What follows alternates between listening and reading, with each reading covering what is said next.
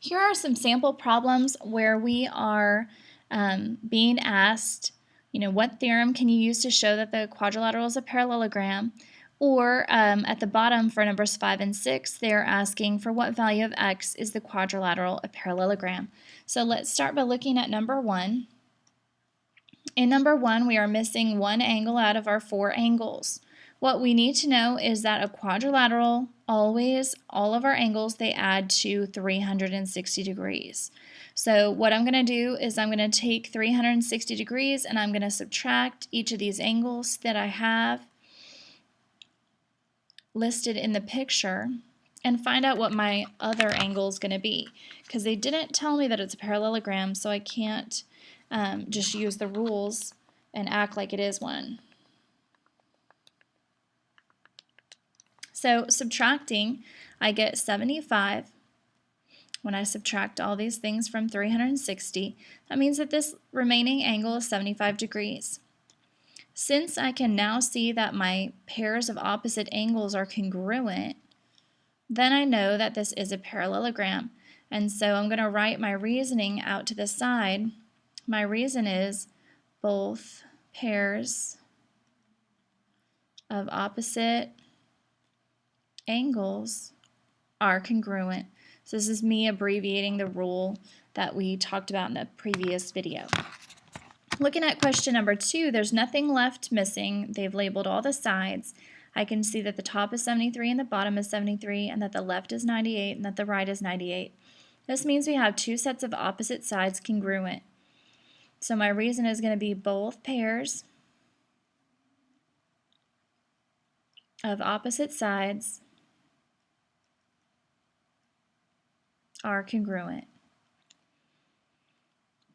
You can also put two sets opposite sides congruent instead of writing both pairs. Either way is fine. Question number 3. Here they have labeled the pieces of the diagonals. See how this one's got a 3.6 and this one has a 3.6, this one has a 5, and this one has a 5. The rule they're using here is that the diagonals bisect each other. So this is a parallelogram, and the reason we know is that the diagonals are bisecting each other.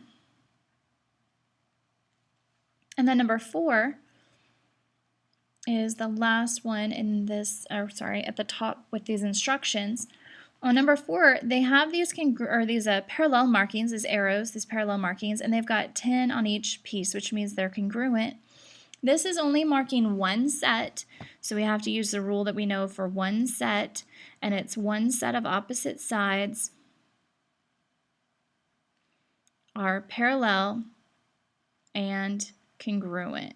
So abbreviating that rule there, one set opposite sides, this is parallel symbol and congruent symbol here.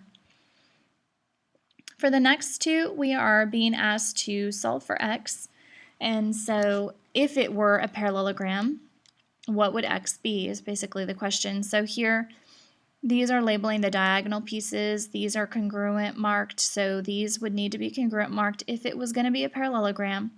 And so you would set those equal to see what value of x makes it a parallelogram. So I'm going to solve this by subtracting x to get my x's together.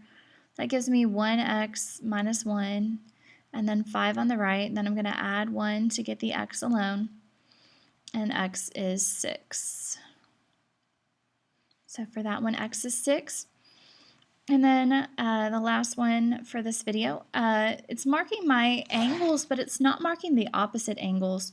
Remember that opposite angles would be congruent, but if it were a parallelogram, then these would be consecutive angles, and they would have to add to 180 degrees. So what I'm going to do is I'm going to combine my like terms and set up an equation here. 5x and x is 6x. A negative 7 and a positive 1 will combine to be a negative 6. And together they should add to 180. So I'm going to solve by adding 6 to both sides. 6x equals 186. And divide both sides by 6 to get x alone, which would give me 31. So for that problem, x would have to be 31.